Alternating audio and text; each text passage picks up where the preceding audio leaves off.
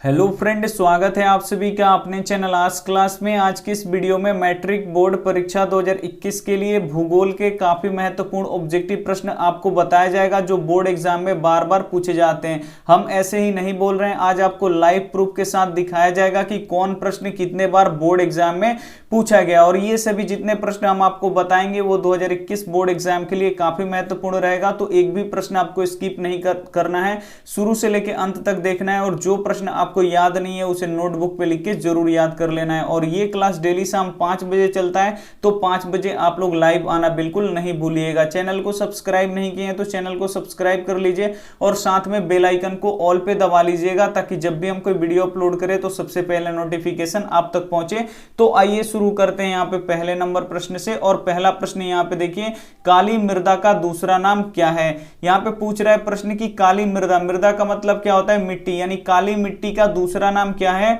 A option है बलुई मिट्टी, बी ऑप्शन है रेगुन मिट्टी, सी ऑप्शन है साल मिट्टी, डी ऑप्शन है यहाँ पे पर्वतीय मिट्टी। और ये प्रश्न 2011 में, फिर 13 में, फिर 15 में, फिर 17 में, फिर 19 में ये प्रश्न पूछा गया है। और 2021 बोर्ड एग्जाम में ये सभी प्रश्न भी पूछ सकता है, तो आप लोग एक भी प्रश्न स्किप मत कीजिएगा। तो यहाँ पे पूछ रहा है कि काली मिट्टी का दूसरा नाम क्या होता है, तो काली मिट्टी का दूसरा नाम रेगुन मिट्टी भी होता है, यानी यहाँ पे बी ऑप्शन क्या हो जाएगा, यहाँ पे बिल्कुल सही हो जाएगा। ये देखते हैं अगला प्रश्न। यहाँ पे अगला प्रश्न यहाँ पे देखिए, मरुस्थलीय मृदा का विस्तार निम्न में से कहाँ है। काफी महत्वपूर्ण प्रश्न है। ए ऑप्शन है उत्तर प्रदेश में, बी ऑप्शन है राजस्थान में, सी ऑप्शन है कर्नाटक में, डी ऑप्शन है महाराष्ट्र में। और ये प्रश्न 2016 और 2017 में पूछा गया है कि मरुस्थलीय मृदा का विस्तार निम्न में से कहाँ है। तो जो मरुस्थलीय मृदा है उसका विस्तार सबसे अधिक कहाँ होता है, तो ये राजस्थान में होता है, यानी यहाँ पे बी ऑप्शन क्या हो जाएगा, यहाँ पे बिल्कुल सही हो जाएगा। ये देखते हैं अगला प्रश्न। यहाँ पे अगला प्रश्न यहाँ पे देखिए 3 नंबर प्रश्न है, सोपानी कृषि किस राज्य में प्रचलित है। जो सोपानी कृषि है वो किस राज्य में प्रचलित है आपको बताना है। ए ऑप्शन है बिहार का मैदानी क्षेत्र में, बी ऑप्शन है उत्तराखंड में, सी ऑप्शन है हरियाणा में, डी ऑप्शन है पंजाब में। और ये प्रश्न 2016 और 2018 में पूछा गया है कि सोपानी कृषि किस राज्य में प्रचलित है। तो जो सोपानी कृषि होता है वो उत्तराखंड में ये प्रचलित कृषि है, यानी यहाँ पे बी ऑप्शन क्या हो जाएगा, यहाँ पे बिल्कुल सही हो जाएगा। ये देखते हैं अगला प्रश्न। यहाँ पे अगला प्रश्न यहाँ पे देखिए, पंजाब में भूमि निम्नकरण का प्रमुख कारण है। ए ऑप्शन है यहाँ पे वनोन्मूलन, बी ऑप्शन है अति पशुचरण, सी ऑप्शन है यहाँ पे अधिक सिंचाई, डी ऑप्शन है यहाँ पे गहन खेती। तो यहाँ पे ये प्रश्न देखिए 2012, 15 और 20 में पूछा गया है कि पंजाब में भूमि निम्नकरण का प्रमुख कारण क्या है, तो ये अधिक सिंचाई है, यानी यहाँ पे क्या हो जाएगा, सी ऑप्शन क्या हो जाएगा, यहाँ पे बिल्कुल सही हो जाएगा। काफी महत्वपूर्ण प्रश्न है, तो आप लोग एक भी प्रश्न स्किप मत कीजिएगा। और जो प्रश्न आपको याद नहीं है उसे आप लोग नोटबुक पे लिख के याद कर लीजिएगा। ये देखते हैं 5 नंबर प्रश्न। यहाँ पे 5 नंबर प्रश्न है, सौर ऊर्जा निम्नलिखित में से कौन सा संसाधन है। ए ऑप्शन है यहाँ पे मानवकृत, बी ऑप्शन है पुनः पूर्ति योग्य, सी ऑप्शन है अजैव, डी ऑप्शन है यहाँ पे अचक्रीय। और ये प्रश्न देख लीजिए कितनी बार पूछा गया और ये कितने इंपॉर्टेंट प्रश्न है। जो सौर ऊर्जा है वो निम्नलिखित में से कौन सा साधन है, तो ये पुनः पूर्ति योग्य है, यानी इसका एक बार उपयोग हो जाने के बाद भी हम इसका उपयोग कर सकते हैं। तो वैसे पदार्थों को पुनः पूर्ति योग्य बोला जाता है, यानी यहाँ पे बी ऑप्शन क्या हो जाएगा, यहाँ पे बिल्कुल सही हो जाएगा। ये देखते हैं अगला प्रश्न। यहाँ पे 6 नंबर प्रश्न। यहाँ पे देखिए, बिहार में कितने प्रतिशत भौगोलिक क्षेत्र में वन का फैलाव है। ए ऑप्शन है यहाँ पे 7.1%, बी ऑप्शन है यहाँ पे 19.5%, सी ऑप्शन है 5.5%, डी ऑप्शन है यहाँ पे 10.5%।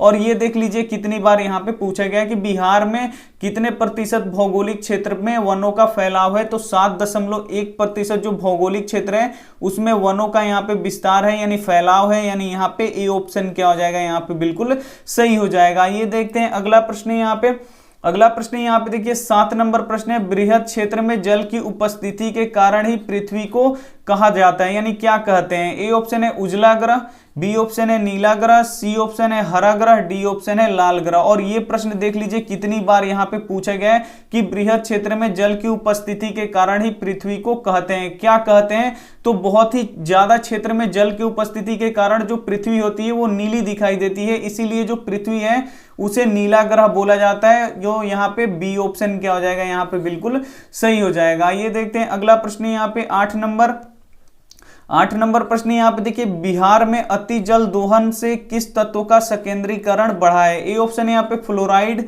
बी ऑप्शन है क्लोराइड, सी ऑप्शन है आर्सेनिक, डी ऑप्शन है यहाँ पे लौह। तो बिहार में अति जल दोहन से किस तत्व का संकेंद्रीकरण बढ़ा है? तो आर्सेनिक का यहाँ पे बढ़ा है, यानी यहाँ पे क्या हो जाएगा, सी ऑप्शन क्या हो जाएगा, यहाँ पे बिल्कुल सही हो जाएगा। ये देखते हैं अगला प्रश्न यहाँ पे। अगला प्रश्न यहाँ पे देखिए 9 नंबर प्रश्न है, भारत के किस राज्य में वन का सबसे अधिक विस्तार है? और ये काफी महत्वपूर्ण प्रश्न है कि भारत के किस राज्य में वन का विस्तार सबसे अधिक है। ए ऑप्शन है केरल, बी ऑप्शन है कर्नाटक, सी ऑप्शन है मध्य प्रदेश, डी ऑप्शन है उत्तर प्रदेश। जितने भी हम प्रश्न करवा रहे हैं वो काफी महत्वपूर्ण है, तो आप लोग एक भी प्रश्न नहीं छोड़िएगा, शुरू से लेकर अंत तक देखिए। यहाँ पे भारत के किस राज्य में वन का विस्तार सबसे अधिक है? तो जो मध्य प्रदेश है वहां पे वनों का विस्तार क्या है, सबसे अधिक है, यानी यहाँ पे सी ऑप्शन क्या हो जाएगा, यहाँ पे बिल्कुल सही हो जाएगा। और ये प्रश्न 2016 और 2020 में पूछा गया है। और आइए देखते हैं अगला प्रश्न यहाँ पे 10 नंबर प्रश्न है यहाँ पे, भारत का राष्ट्रीय पक्षी है। देखने में काफी आसान प्रश्न लग रहा होगा, लेकिन यहाँ पे देखिए कितनी बार ये पूछा गया है कि भारत का राष्ट्रीय पक्षी क्या है इसमें से। ए ऑप्शन है कबूतर, बी ऑप्शन है हंस, सी ऑप्शन है मयूर, डी ऑप्शन है यहाँ पे तोता। तो भारत का राष्ट्रीय पक्षी है, तो भारत का राष्ट्रीय पक्षी कौन है? तो मयूर है, जिसे हम लोग मोर भी बोलते हैं, यानी यहाँ पे सी ऑप्शन क्या हो जाएगा, यहाँ पे बिल्कुल सही हो जाएगा। ये देखते हैं अगला प्रश्न यहाँ पे। अगला प्रश्न यहाँ पे देखिए 11 नंबर काफी महत्वपूर्ण है, प्राणियों के शरीर में कितना प्रतिशत जल की मात्रा निहित होता है? ए ऑप्शन है 55%, बी ऑप्शन है 60%, सी ऑप्शन है 65%, डी ऑप्शन है 70%। और ये देखिए कितनी बार ये बोर्ड एग्जाम में पूछा गया है कि प्राणियों के शरीर में कितने प्रतिशत जल की मात्रा निहित होता है, यानी प्राणियों के शरीर में कितना प्रतिशत जल होता है। तो प्राणियों के शरीर में कितना प्रतिशत जल होता है? तो 65% जल होता है, यानी यहाँ पे सी ऑप्शन क्या हो जाएगा, यहाँ पे बिल्कुल सही हो जाएगा। ये देखते हैं अगला प्रश्न यहाँ पे 12 नंबर प्रश्न है, एल्यूमिनियम बनाने के लिए किस खनिज की आवश्यकता पड़ती है? काफी महत्वपूर्ण प्रश्न है। अगर हमको एल्यूमिनियम प्राप्त करना है तो हमें किस खनिज की आवश्यकता पड़ेगी? ए ऑप्शन है मैग्नीज, बी ऑप्शन है टीन, सी ऑप्शन है लोहा, डी ऑप्शन है बॉक्साइड। तो यहाँ पे बताना है आपको कि एल्यूमिनियम अगर बनाना है तो किस खनिज की हमें आवश्यकता पड़ेगी? तो बॉक्साइड जो खनिज है उसकी हमें आवश्यकता पड़ेगी। और इसी बॉक्साइड का हम अगर निष्कर्षण करते हैं तो एल्यूमिनियम यहाँ पे प्राप्त होता है हमें, यानी यहाँ पे डी ऑप्शन क्या हो जाएगा, यहाँ पे बिल्कुल सही हो जाएगा। ये देखते हैं अगला प्रश्न यहाँ पे। अगला प्रश्न यहाँ पे देखिए 13 नंबर, सीमेंट उद्योग का सबसे प्रमुख कच्चा माल क्या है? और ये प्रश्न 2011 में, 17 में और 20 में पूछा गया है कि सीमेंट उद्योग का सबसे प्रमुख कच्चा माल क्या है। ए ऑप्शन है चूना पत्थर, बी ऑप्शन है बॉक्साइट, सी ऑप्शन है ग्रेनाइट, डी ऑप्शन है यहाँ पे लोहा। काफी महत्वपूर्ण प्रश्न है कि सीमेंट उद्योग का प्रमुख कच्चा माल क्या है। तो प्रमुख कच्चा माल क्या होता है, यहाँ पे चूना पत्थर होता है, यानी यहाँ पे ए ऑप्शन क्या हो जाएगा, यहाँ पे बिल्कुल सही हो जाएगा। और आइए देखते हैं अगला प्रश्न 14 नंबर प्रश्न है, यूरेनियम का प्रमुख उत्पादक स्थल है। ए ऑप्शन है यहाँ पे डिगबोई, बी ऑप्शन है झरिया, सी ऑप्शन है घाटशिला, डी ऑप्शन है यहाँ पे जादूगोड़ा। और ये प्रश्न देखिए कितनी बार यहाँ पे पूछा गया है कि यूरेनियम का प्रमुख उत्पादक स्थल कौन सा है। तो यूरेनियम का प्रमुख उत्पादक स्थल कौन सा है, जादूगोड़ा है, यानी यहाँ पे डी ऑप्शन क्या हो जाएगा, यहाँ पे बिल्कुल सही हो जाएगा। ये देखते हैं अगला प्रश्न यहाँ पे। अगला प्रश्न यहाँ पे 15 नंबर देखिए, कांवर झील स्थित है। जो कांवर झील है वो कहाँ पे स्थित है? ए ऑप्शन है दरभंगा जिले में, बी ऑप्शन है भागलपुर जिले में, सी ऑप्शन है बेगूसराय जिले में, डी ऑप्शन है मुजफ्फरपुर जिले में। तो कांवर झील कहाँ पे स्थित है आपको बताना है। तो कांवर झील यहाँ पे बेगूसराय जिले में स्थित है, यानी यहाँ पे सी ऑप्शन क्या हो जाएगा, यहाँ पे बिल्कुल सही हो जाएगा। आइए देखते हैं अगला प्रश्न यहाँ पे 16 नंबर प्रश्न यहाँ पे देखिए, संजय गांधी जैविक उद्यान किस नगर में स्थित है? जो संजय गांधी जैविक उद्यान है वो किस नगर में स्थित है, ये आपको बताना है। और ये प्रश्न यहाँ पे 13 और 2019 में पूछा गया है। ए ऑप्शन है यहाँ पे राजगीर, बी ऑप्शन है बोधगया, सी ऑप्शन है बिहार शरीफ, डी ऑप्शन है यहाँ पे पटना। तो संजय गांधी जैविक उद्यान किस नगर में स्थित है? तो ये पटना में स्थित है, यानी यहाँ पे डी ऑप्शन क्या हो जाएगा, यहाँ पे बिल्कुल सही हो जाएगा। ये देखते हैं अगला प्रश्न यहाँ पे।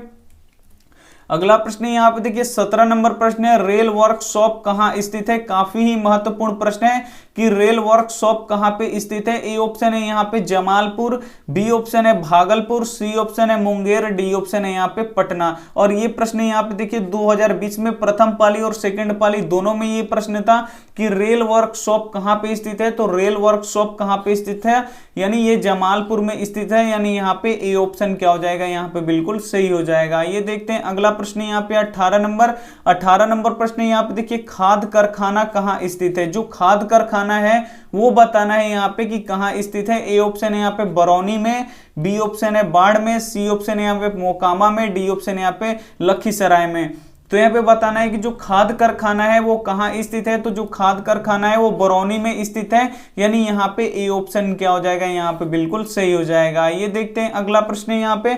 अगला प्रश्न यहाँ पे देखिए 19 नंबर प्रश्न है, इनमें से कौन उपभोक्ता उद्योग है। इसमें से बताना है कि कौन है जो उपभोक्ता उद्योग है। ए ऑप्शन है यहाँ पे पेट्रो रसायन, बी ऑप्शन है लौह अयस्क, सी ऑप्शन है यहाँ पे चितरंजन लोकोमोटिव, डी ऑप्शन है यहाँ पे चीनी उद्योग। तो यहाँ पे काफी महत्वपूर्ण प्रश्न है और ये प्रश्न यहाँ पे 2015 और 2018 में ये प्रश्न पूछा गया है और ये सभी प्रश्न आने वाले बोर्ड एग्जाम में भी पूछा जा सकता है। तो 19 नंबर प्रश्न है यहाँ पे, इनमें से कौन उपभोक्ता उद्योग है। तो जो चीनी उद्योग है ये क्या है, एक उपभोक्ता उद्योग है, यानी यहाँ पे क्या हो जाएगा, डी ऑप्शन क्या हो जाएगा, यहाँ पे बिल्कुल सही हो जाएगा। ये देखते हैं अगला प्रश्न यहाँ पे 20 नंबर प्रश्न है, निम्नलिखित में कौन सा छोटे पैमाने का उद्योग है। ए ऑप्शन है चीनी उद्योग, बी ऑप्शन है कागज उद्योग, सी ऑप्शन है खिलौना उद्योग, डी ऑप्शन है यहाँ पे विद्युत उपकरण उद्योग। तो यहाँ पे बताना है कि निम्नलिखित में कौन सा उद्योग है जो छोटे पैमाने का यहाँ पे उद्योग है।